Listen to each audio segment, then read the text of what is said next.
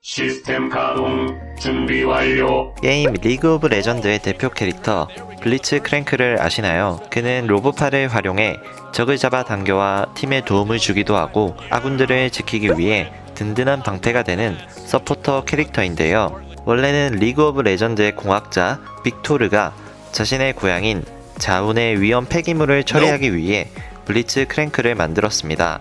하지만 블리츠 크랭크는 이에 그치지 않고 강력한 힘과 단단한 몸을 이용해 적극적으로 위험에 빠진 사람들을 보호한다고 합니다. 게임 속 블리츠 크랭크의 팔처럼 현실에서도 강력하고 단단한 로봇팔이 사람들의 일을 직접 처리한다면 어떨까요? 상상만으로도 든든한데요. 그런데 실제로 한국원자력연구원에서는 로봇팔들이 연구자들을 돕고 있다는 사실 알고 계셨나요? 오늘은 연구원에서 실제로 사용 중인 로봇팔들과 이를 활용한 연구 성과들에 대해 알아보도록 하겠습니다. 첫 번째는 로봇팔을 활용한 방사성 동위원소 생산입니다. 한국원자력연구원은 국내 최초로 고순도 의료용 방사성 동위원소인 루테튬 177과 폴뮴 166을 생산했습니다. 이 둘은 진단과 동시에 치료가 가능해 방사선 의학 분야에서 많은 곽강을 받고 있는데요. 치료 분야는 무궁무진하지만 대표적으로 루테튬 177은 신경내 분비암, 폴뮴 166은 간암 치료에 사용한다고 합니다. 이때 연구원의 로봇팔이 인간의 역할을 대신하여 방사성 동위원소 생산 작업을 도와주는데요. 화면과 같이 정교한 작업이 가능해 우리 연구진은 성공적으로 의료용 방사성 동위원소를 생산할 수 있었습니다. 블리츠 크랭크가 사람들을 대신하여 위험물질을 처리해주는 것과 비슷하죠.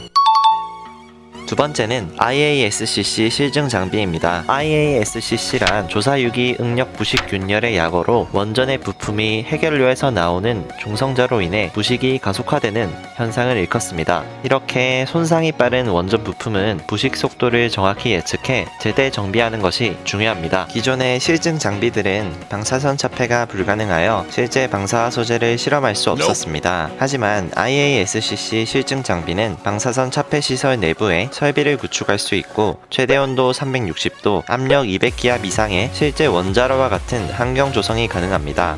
그 결과 이 장비는 수 마이크로미터의 부식 균열까지 정확하게 측정할 수 있다고 하는데요. 이는 사람 머리카락 굵기의 100분의 1 수준으로 정말 미세한 부분까지 측정할 수 있습니다. 이때 외부에서 원격 조종이 가능한 로봇팔이 있어 연구자는 방사능을 지닌 소재를 안전하게 실험할 수 있습니다. 연구원의 블리츠 크랭크가 이렇게 연구자들의 손을 대신해 방사화된 소재를 실험하는 모습이 정말 인상 깊죠.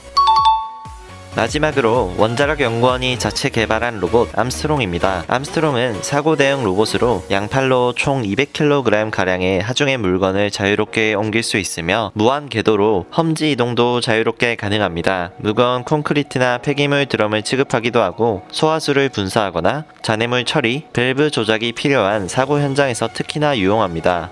여기에 랜 커넥터를 꽂는 섬세한 작업까지 가능해 다양한 일을 처리할 수 있는데요. 원자력연구원은 사고 대응의 실효성을 검증하기 위해 매년 2회 이상 다양한 시나리오의 방사능 방제 훈련을 실시 중인데 암스트롱은 방사성 물질이 누출되는 건물의 출입구를 밀봉하는 작업을 성공적으로 완수하기도 했습니다. 지금까지 다양한 연구원의 로봇 장비들을 소개해드렸는데요.